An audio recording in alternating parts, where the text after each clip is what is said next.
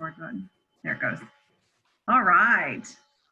Good Tuesday morning, everybody. It's Coffee Talk Tuesday again. And this being the third Tuesday of the month, our theme is Back by Popular Demand. And a very popular guest on our very first Coffee Talk was David Bowden and Samantha Johnson-Helms from the Terre Haute Symphony Orchestra. And so we're grateful to be able to have them back today and to just give us an update. A lot of time has passed, and you've kind of achieved a lot of cool and new things and ventured into new areas since we last spoke. And so of course we want to hear about those things and any other questions that our attendees or our viewers have. Be sure to chat those in or raise your hand so that we can get their questions answered as well. Rebecca is with us as our, I don't know, maybe it's the opposite direction.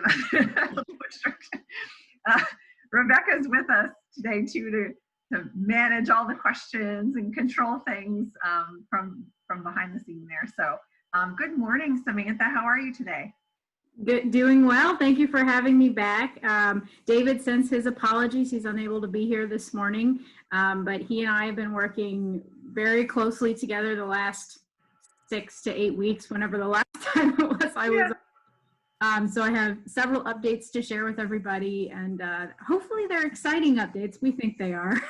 Oh, that is awesome. I wonder if anybody on the Coffee Talk today had the ability and pleasure of attending the first outdoor concert. I mean, I saw right away that the tickets sold out quickly. I think that's awesome. I was, bummed and kind of jealous of all those who got them, and I didn't because, we love the Beatles music, but good for those who did. It was, and I thought today I'd kind of talk about how we went about planning, essentially from scratch, an outdoor concert during a pandemic, because we've done outdoor concerts before, way before my time, even before my time as a clarinetist at Fairbanks Park, but there was a whole other set of policies that we had to follow. We had to get special approval from the Vigo County Health Department to be able to put on this concert. So I thought I'd just kind of walk through how we did that, because I've gotten a lot of questions of, oh, did you do this or that or so. So overall, we got overwhelmingly positive feedback from folks about the Classical Mystery Tour concert. I sent out a survey to our contact database after the concert, and we received, I think, 75 responses, which was stellar. That's pretty great. And I would say 95% of them were absolutely wonderful feedback. We had a couple few comments and suggestions for when we do an outdoor concert again, which was really helpful. But there was no animosity. They were all very nice suggestions, and still enjoyed the concert, but you might try this next time. So, which is really great for us. We'll probably continue to do that, where we send out surveys after each concert, specifically this year, because we're flying blind slightly as we plan each concert one at a time, especially as we get into November and December, because we're looking for large indoor venues for those two concerts. So I'll talk a little bit about the rest of the season a little bit later in the Coffee Talk.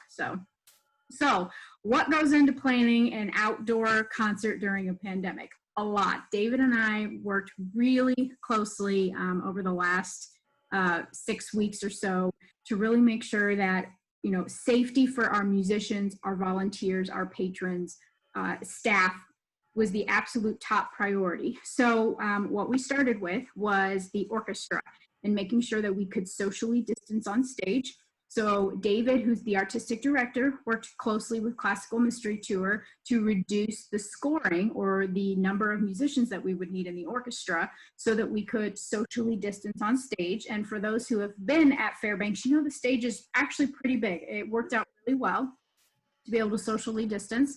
So we used 19 THSO musicians, all the way from small strings section to one on each wind and brass part. We had one percussionist, and we had one keyboard player as well. And Classical Mystery Tour was able to get us scores that matched the musicians that we were going to be able to hire for this particular performance. The next step was to make sure that they had appropriate PPE, or personal protective equipment. Ordered black disposable masks that we then put on each of their stands, so that when they arrived, they had a black disposable mask that they were required to wear at all times. The only time they didn't need to wear them is if they were a wind player and they were, they had to put a mouthpiece up to their mouth, right? But we asked them, if you're not playing or you are tacit, which means you're not playing on a certain piece, to please put your mask back up to protect yourself and those around you. In addition to the black mask on their stand, they had a small individual bottle of hand sanitizer as well. So we gave hand sanitizer to all of our musicians, all of our staff, and all of our volunteers as well. In addition, all volunteers and staff had to fill out a pre-screening form for COVID-19, and it had, I think, 8 questions on it. I did some research online to find out, what would be the best set of questions to use for a pre-screening form, and I borrowed one from a health department, like in Kansas. I just thought it was really well done, very clear. And the questions asked, have you been around anybody with COVID in the last 14 days? Have you taken a commercial flight? Have you experienced any of these symptoms, coughing, sneezing, fever, all of that? And so I had them all, they had to bring this form signed and filled out to me on the day of the event, so that if something did happen, we had all of that information and documentation later, especially if contact tracing came into play. So the musicians were socially distanced, they had masks, they had hand sanitizer, they had to fill out a pre-screening form. We also, our wonderful Symphony League offered to help us get meals for the musicians. So we ordered from Butler's Food Pantry, and we had individually packaged box meals available for them at the Fairbanks Park under one of the shelters right next to the amphitheater, so that they did not have to leave the park to come in contact with other restaurants, and all individually packaged as well. So once we got all of the musicians set, and we started talking about, well, now we need to keep our patrons safe as well. So we had a little bit of, we had to work a little bit, because we had already sold tickets for this event, because it was supposed to take place on April 4th. And we had about 1,059 tickets that we had to figure out where to put all of these people and safely. And so we determined our platinum ticket holders had paid the most, and so we wanted to put them in the amphitheater, which would be the primary seating as well. Ideally, we wanted to put all of our season ticket holders in there as well, but we had over 600 ticket holders, and the amphitheater holds 1,100 without social distancing. Yeah. We didn't quite feel comfortable filling it above a 50% capacity. So we aimed for about 40% capacity. And when we did some analysis of our ticket holders, we had 426 platinum ticket holders, season or single tickets. And so we decided we will put our platinum ticket holders in the amphitheater, and then our gold and silver level ticket holders will be in the grass lot area. We knew that some folks were not going to be able to see, and that was unfortunately just something that was unavoidable. We did receive some feedback about that, but they quickly would follow it up, but I was just glad to be out of the house for the first March. So we absolutely knew that was going to be some feedback, and I wish if we had a little bit more time and resources, we talked about getting a screen to project the concert in that back grass lot. And if we ever did a large concert like that again, we would consider that. So once we figured out where we were going to put our platinum ticket holders and our gold and our silver, we then needed a way to divide that out. We needed to, rope that off. And so the Parks and Rec department they were wonderful. They said, oh, we have some metal stakes. You can just stick them in the ground and tie ropes to them. And David's wife, Donna, who's the brains of the operation, I swear. She suggested, why don't you get some pennant flags and make them like the Classical Mystery Tour colors? And so I found some flags on Amazon, and I had about 2,000 feet of flags, but we used about 1,000. And we, one of our office staff, Nancy Watkins, her son-in-law, came, and he had a stake driver, and he helped us put up the stakes, and I had a team, and we all unraveled the flags and we put them up around so that we had the grass area between the amphitheater and the Chauncey Rose Memorial. That was blocked off, and then we had flags around the amphitheater so that you had to show a ticket to get into this area. And then we had 6 ushers, 2 at the bottom of the amphitheater where handicap seating was on the ground level, 2 at the top of the amphitheater, and then 2 on the sides for the back in the grass. And we received some feedback that the ushers were not able to help social distance folks, and you know, that was something we talked about, whether or not the ushers should be responsible for helping hold patrons accountable for social distancing. We had signage everywhere. We had like 10 to 15 signs of please social distance, please wear a mask. Yeah. And we had masks available for patrons too if they needed one. We had probably about 90% of our patrons were wearing masks, which we really appreciated, and we'll ask again for our next concert in the park as well. So we'll probably add a couple more ushers for this next concert, just to have a little bit more hands-on and talk to our patrons. So in addition, we did parking. So we knew that our patrons who had paid for a ticket, we wanted to give them priority, we wanted to give them priority parking closer to the memorial, or the memorial or the amphitheater. So we had 3 parking attendants. One was stationed at the grass lot on the corner of Oak and First Street, and you had to have a ticket to get into that lot. So all they had to do was flash their brightly colored ticket, which I'll talk about here in a second, and they could get into that lot.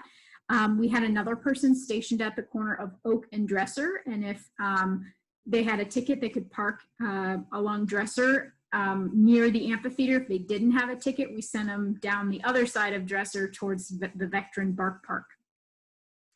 On the other side of the park, we set a barrier up around the parking lot of the YMCA, so that if they had a ticket, they could keep going straight on Dresser. If they didn't have a ticket, they turned left into the YMCA parking lot. So that we didn't want to prevent, we wanted to prevent a bottleneck of people turning around, doing the 6-point turn type thing.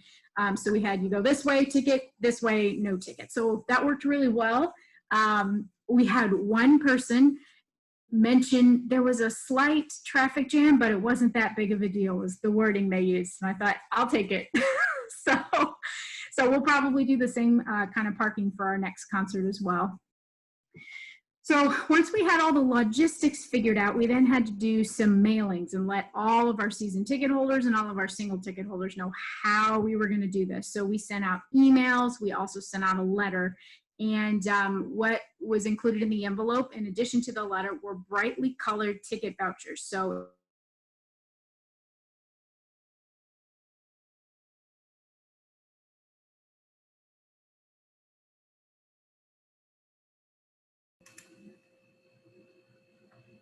Samantha, I think we've lost you just a little bit. You're frozen.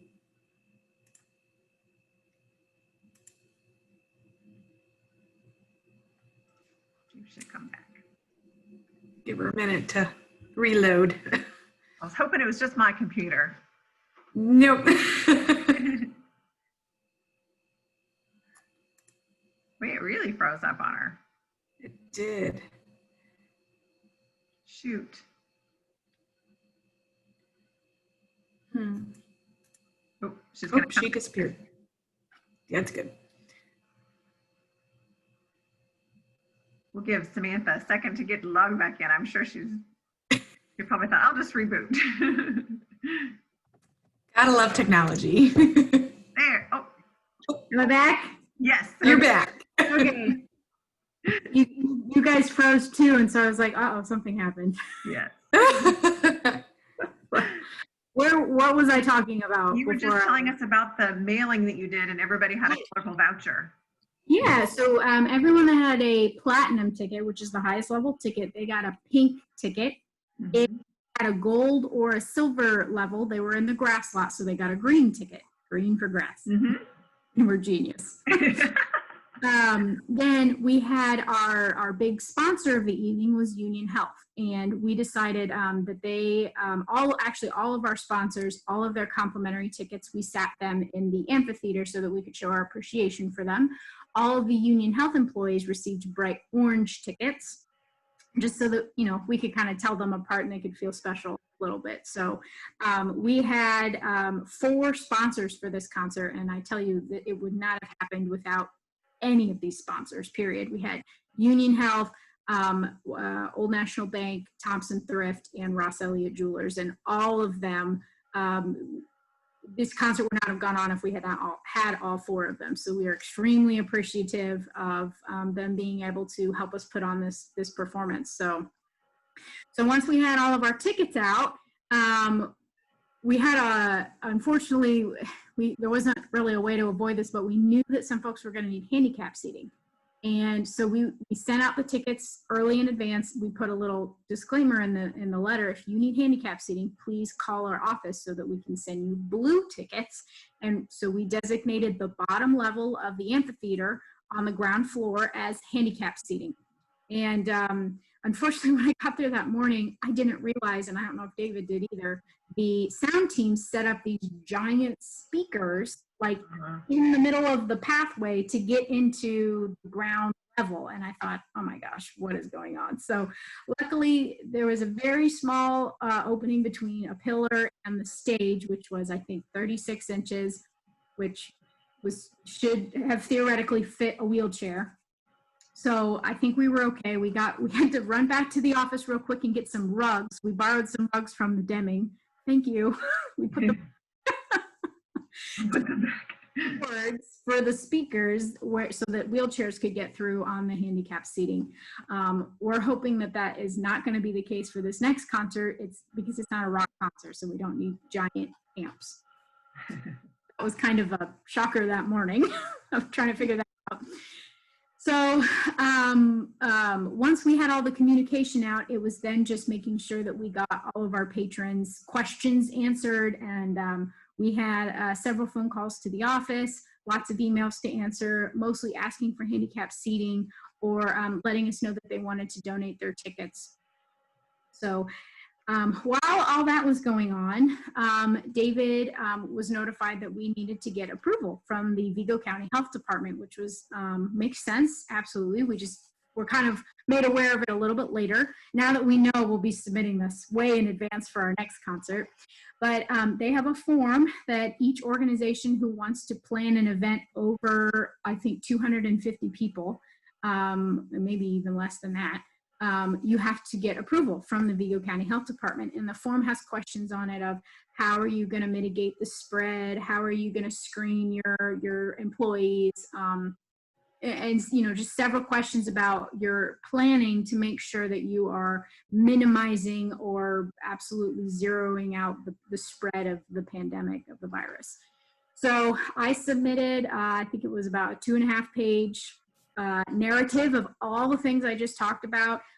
We did not to have vendors. Classical Mystery Tour really wanted us to sell t-shirts and CDs, but because of the potential contact, we told them we don't feel comfortable with doing that. We got asked, are you gonna have food trucks? And we said, no, that leaves people the chance to line up and not socially distance, plus contact with somebody, in a food truck. So once we got that submitted, they were able to approve it, which we were very thankful for.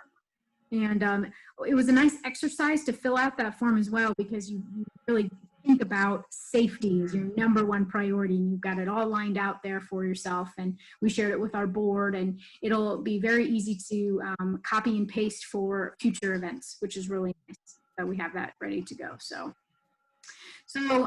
once the concert was underway, it was then just me walking around taking pictures. We had a desk, we had like a table set out by the amphitheater for folks that had questions or ticket questions, because we had some folks who called, like the day before the concert and needed handicap seating. So we set an envelope aside for them with their name on it, and they could walk up, have those tickets, and then be led into the handicap area, for example.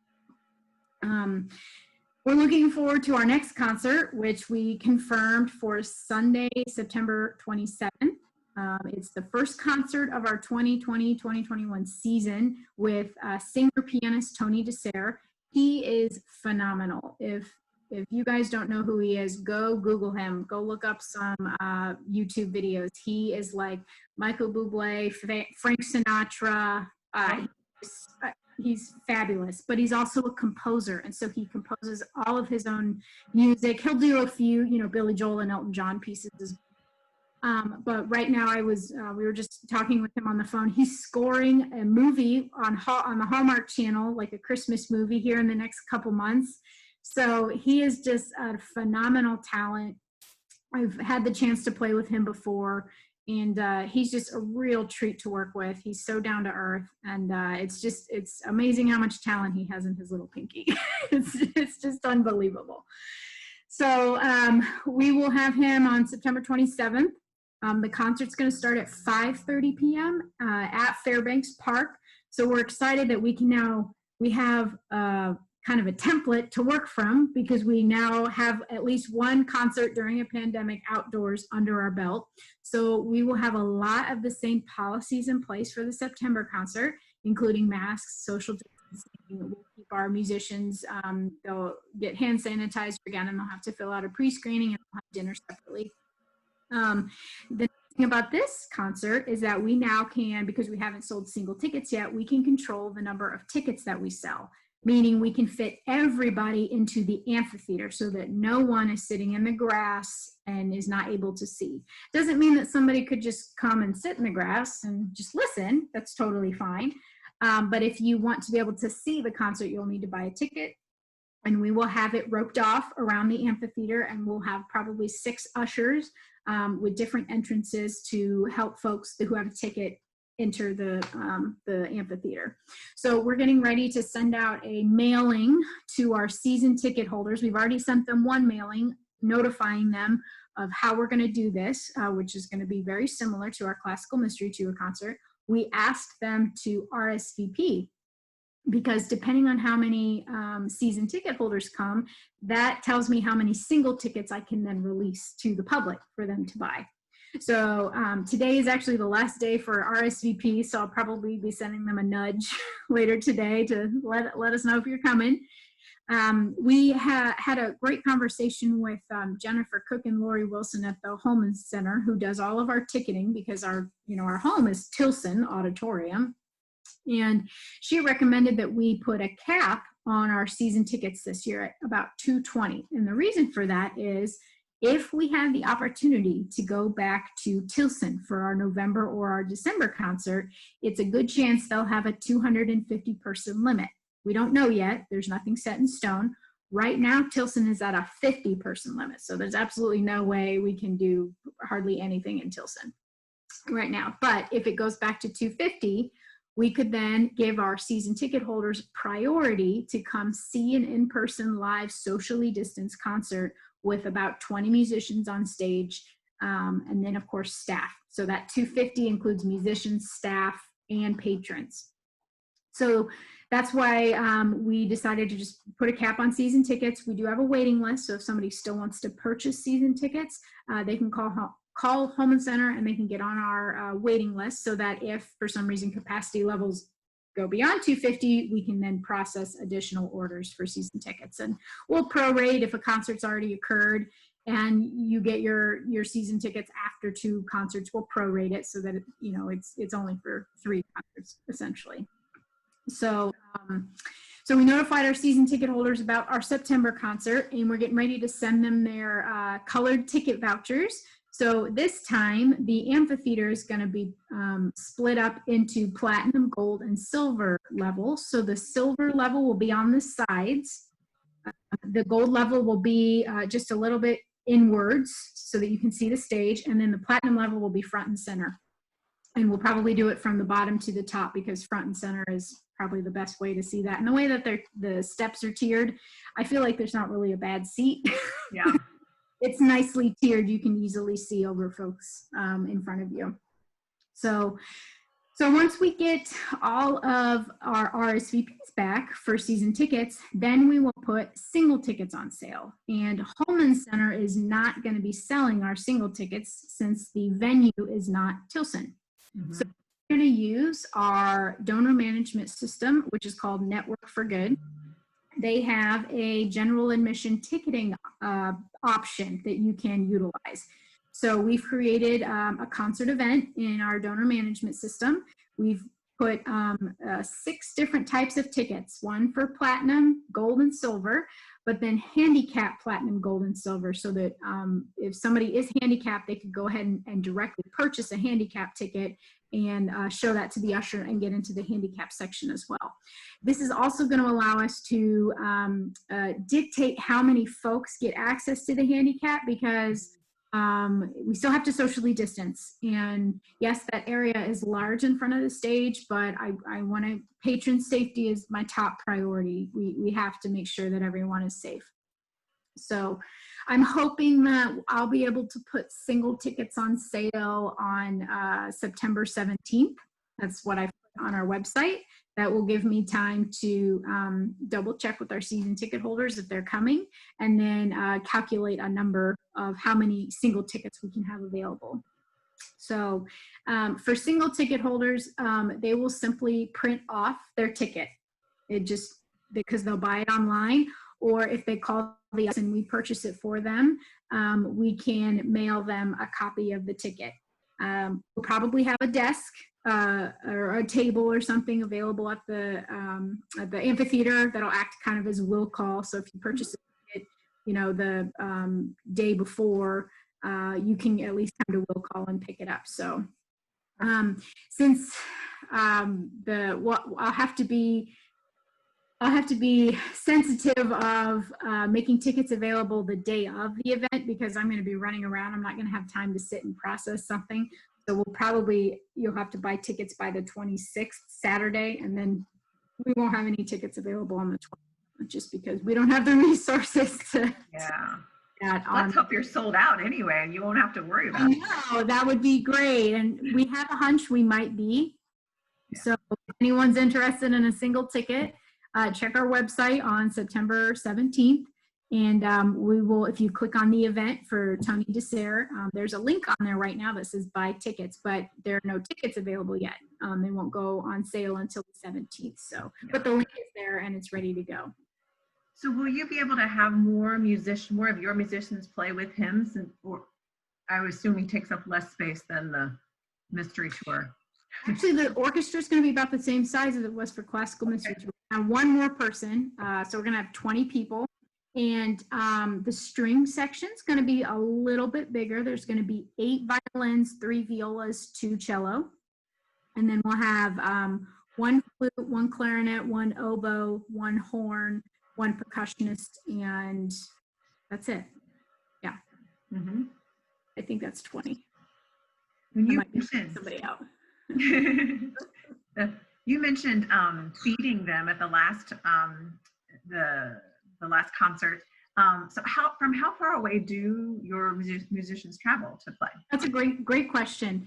So we have a few that are local that live here in Terre Haute. However, as the years go by and as folks retire, a lot of our musicians come in from Bloomington or Indianapolis. So we have a lot of musicians that are students at IU right now, School of Music, or we have a lot of professionals that live in the Indianapolis area and they play with several regional orchestras such as Lafayette, Muncie, Columbus Philharmonic. I could go on, Richmond. So they live in Indianapolis to be kind of centralized. Interesting. And I saw from your page that you also recently replaced your or had a position open for principal oboe. Yes. It made me just wonder, how frequently do the musicians change? How are positions come open? That's a great question. So this year was a little bit strange because of the pandemic.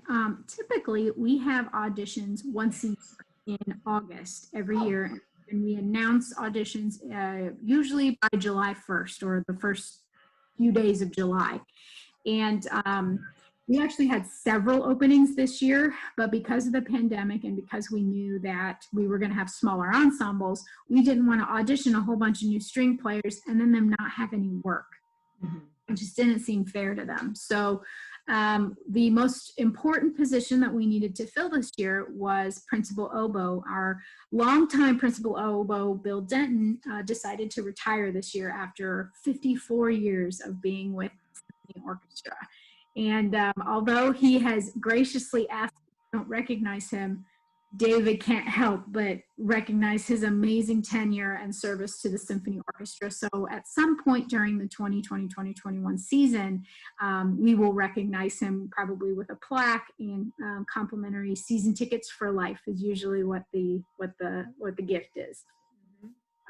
David will plan all of that, and we'll probably send out an announcement with his bio and some kind of press release, depending on his wishes. I don't want to make him too uncomfortable, but we have to show our appreciation for his service in some way. Can't just ignore it.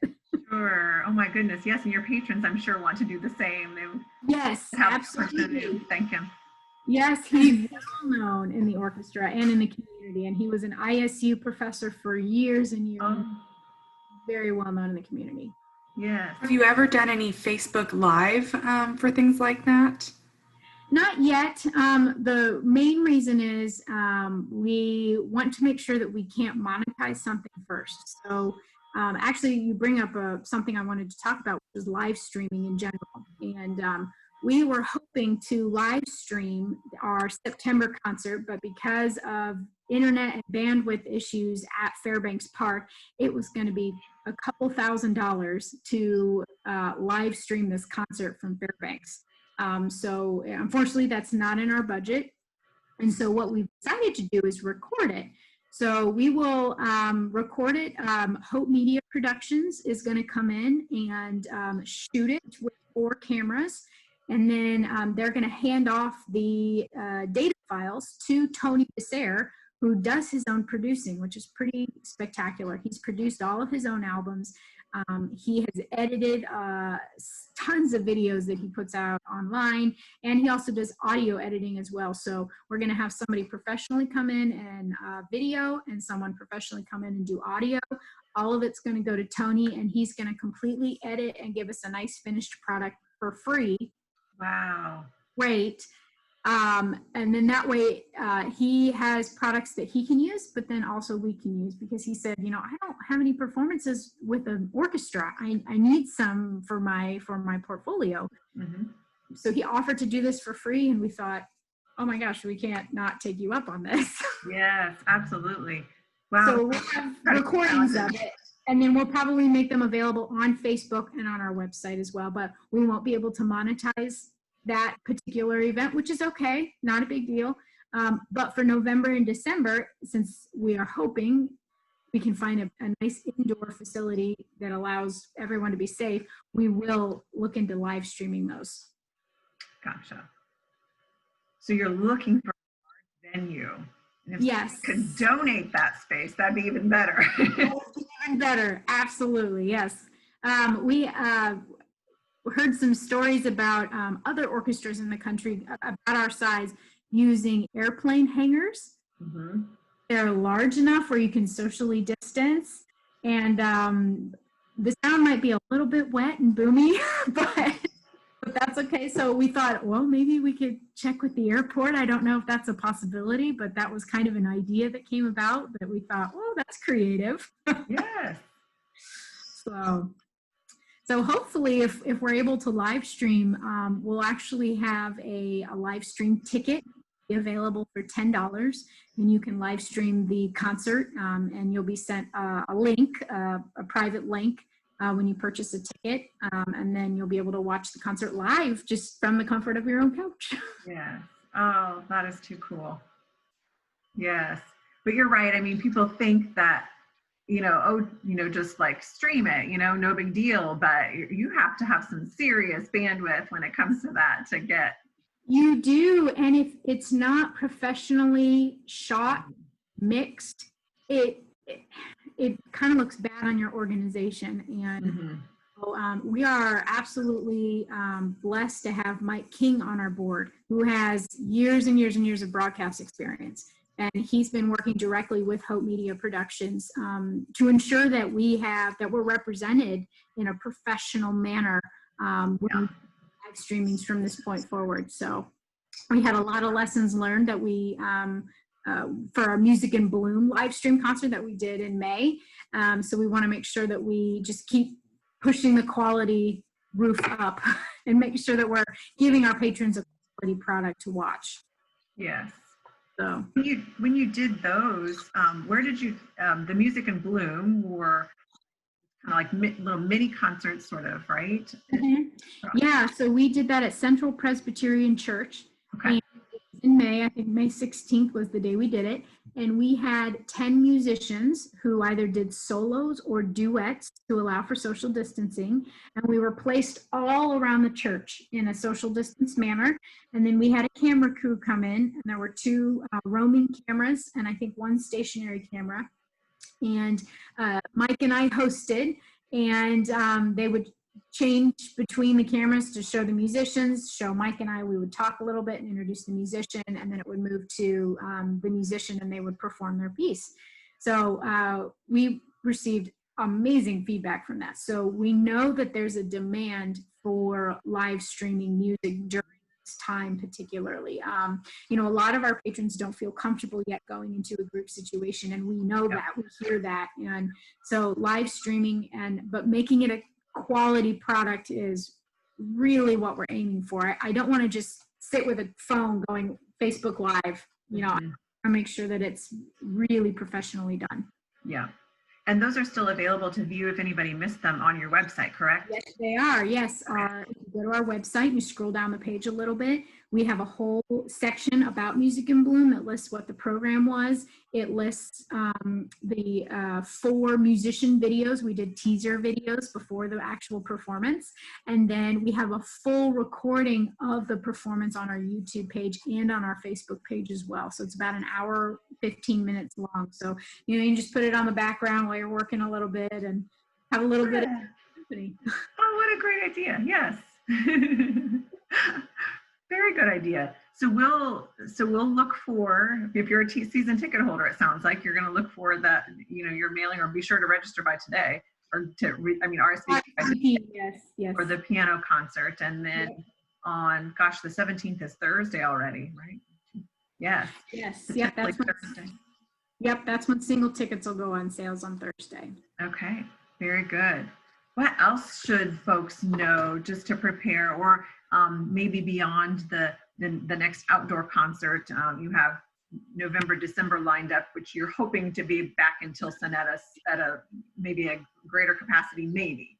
Is that Hopefully, right? yeah. And we'll give our season ticket holders the priority seating to be able to join us in person. Just for safety, we may not release single tickets for those. You know, it really depends on what the capacity is. We don't know what November is going to look like, which is even more why we want to make sure we can live stream those particular concerts, to give those patrons that still want to support us and enjoy live music the opportunity to do that from a safe location. Yes. We do have a final program for our November concert. We were going to do Scheherazade, which is a big iconic work. It's amazing. I love playing Scheherazade. Look it up if you don't know what it is. And then we're also going to feature our principal cellist, Sung-Ah Hong. She's a fabulous cellist. She's going to be in a major symphony orchestra one day. We are so lucky to have her. She's going to perform, let me just double check before I tell you the wrong thing. She was going to perform the Dvorak Cello Concerto, but I believe now that we are changing the program ever so slightly, she's going to perform a different cello concerto. She's going to do Haydn's C major cello concerto. And then in addition to that, I'm just reading what David sent me also on the program, a movement from the Concerto for 2 Violins, one of Bach's most successful works, Handel's popular Arrival of the Queen of Sheba, and Mozart's light and whimsical country dances, which was very popular during Vienna's carnival season. So I love this little tagline he has on the copy on our website.